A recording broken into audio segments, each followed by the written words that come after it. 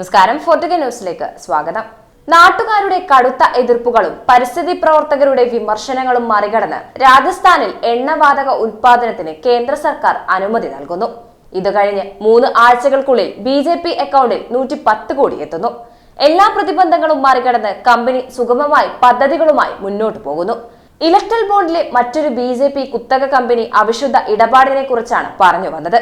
Indian ബഹുരാഷ്ട്ര ഖനന കമ്പനിയായ വേദാന്ത ലിമിറ്റഡ് ആണ് BJP അക്കൗണ്ടിലേക്ക് കോടികൾ നിക്ഷേപിച്ച ആ കമ്പനി.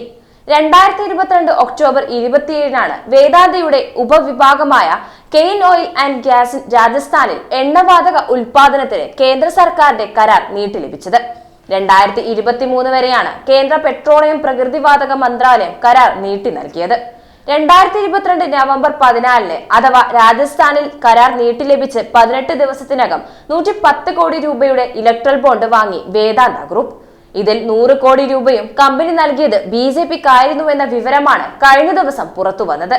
ബാക്കി 10 കോടി രൂപ ലഭിച്ചത് കോൺഗ്രസിനായിരുന്നു. രാജ്യത്തെ ഏറ്റവും വലിയ എണ്ണപ്രകൃതിവാതക ഉൽപാദന കമ്പനികളിൽ ഒന്നാണ് കെയ്ൻ. പരിസ്ഥിതി ചട്ടലംഘനങ്ങൾ ഉൾപ്പെടെ നിരവധി ആരോപണങ്ങൾ നേരിട്ടിട്ടുണ്ട് ഈ കമ്പനി. ഏറ്റവും ഒടുവിൽ കഴിഞ്ഞ 2023 ഓഗസ്റ്റിൽ കമ്പനിക്കെതിരെ ഒരു അന്വേഷണ റിപ്പോർട്ടും organised crime and corruption report project പുറത്തുവിട്ടിരുന്നു. സുപ്രധാന പാരിസ്ഥിതിക ചട്ടങ്ങൾ ദുർബലപ്പെടുത്താനായി കമ്പനി സർക്കാരിൽ സമ്മർദ്ദം ചെലുത്തിയെന്നും അതിൽ വിജയം കാണാനായെന്നുമാണ് റിപ്പോർട്ടിൽ കണ്ടെത്തിയത്. ഇതിന്റെ ഭാഗമായിരുന്നു രാജസ്ഥാനിൽ വിവാദമായ 6 എണ്ണ പദ്ധതികൾ കമ്പനിക്ക് ലഭിക്കുന്നതും. നാട്ടുകാരുടെ എതിർപ്പ് അവഗണിച്ചായിരുന്നു പദ്ധതികൾക്ക് കേന്ദ്ര സർക്കാർ പച്ചക്കൊടി കാണിക്കുന്നത്. 2019 ഏപ്രിലാണ് ഇലക്ട്രൽ ബോണ്ടിലൂടെ വേദാന്ത ആദ്യമായി രാഷ്ട്രീയ പാർട്ടികൾക്ക് സംഭാവന നൽകുന്നത്. അന്ന് 39.65 കോടി രൂപയുടെ ബോണ്ടാണ് കമ്പനി വാങ്ങിയത്. ഈ തുക മുഴുവൻ പോയത് BJP അക്കൗണ്ടിലേക്കായിരുന്നു. ഇത് കഴിഞ്ഞ് 10 ദിവസത്തിനകം രാജസ്ഥാനിൽ എണ്ണവാതക പദ്ധതികൾ വികസിപ്പിക്കാനായി കേന്ദ്ര പരിസ്ഥിതി വനം കാലാവസ്ഥാ മന്ത്രാലയത്തിന്റെ പാരിസ്ഥിതികാനുമതി വേദാന്തയ്ക്ക് ലഭിക്കുകയും ചെയ്തു.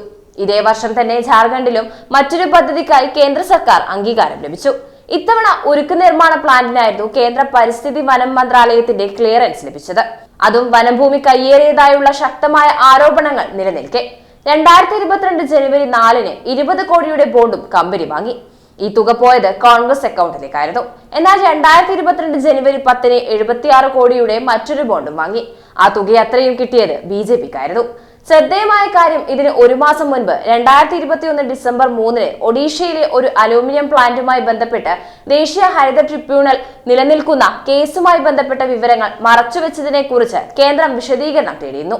എന്നാൽ ഈ സംഭാവന ലഭിച്ച ശേഷം പിന്നീട് കേസിന് എന്ത് സംഭവിച്ചെന്നോ കേന്ദ്ര സർക്കാർ നോട്ടീസിൽ എന്ത് നടപടി ഉണ്ടായെന്നോ ഒന്നും വ്യക്തമല്ല.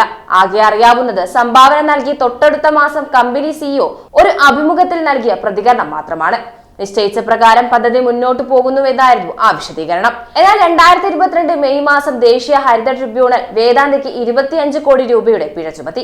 ഒഡീഷയിലെ കലഹന്ദി ജില്ലയിലെ ലാഞ്ചിഘട്ടിലുള്ള കമ്പനിയുടെ അലൂമിനിയം റിഫൈനറിയിൽ പരിസ്ഥിതി ചട്ടങ്ങൾ ലംഘിച്ചെന്നായിരുന്നു ട്രിബ്യൂണൽ കണ്ടെത്തിയത്.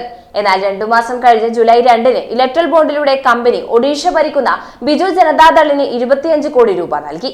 ഇത്തരത്തിൽ പാരിസ്ഥിതിക ചട്ടങ്ങൾ ലംഘിച്ചും നാട്ടുകാരുടെ എതിർപ്പുകളും പരിസ്ഥിതി പ്രവർത്തകരുടെ മുന്നറിയിപ്പുകളെല്ലാം അവഗണിച്ചും രാജ്യത്തിന്റെ വിവിധ ഭാഗങ്ങളിൽ കമ്പനിയുടെ പദ്ധതികളെല്ലാം ഇലക്ട്രൽ ബോണ്ടിന്റെ ബലത്തിൽ സുഗമമായി മുന്നോട്ടു പോവുകയാണെന്നാണ് പുറത്തുവരുന്ന വിവരങ്ങളിൽ നിന്ന് വ്യക്തമാകുന്നത്. എന്തായാലും ഇത് വരാൻ പോകുന്ന തിരഞ്ഞെടുപ്പിൽ BJPക്ക് കനത്ത തിരിച്ചടിയാകുമെന്നത് തീർച്ച. പരിസ്ഥിതിയുടെ എല്ലാ ചട്ടവും ലംഘിക്കുന്ന സമീപനമാണ് BJPക്ക് കൈക്കൊണ്ടിട്ടുള്ളത്. ജനങ്ങളുടെ സുരക്ഷിതത്വം പോലും നോക്കാതെ ഈ പ്രവൃത്തി രാജസ്ഥാനിലെ ജനങ്ങൾ തിരിച്ചറിയും. മാത്രമല്ല, ഇവിടെ ജയിച്ചു കയറാൻ BJP പണിപ്പെടേണ്ടി വരും എന്നതുകൂടി ഉറപ്പായി.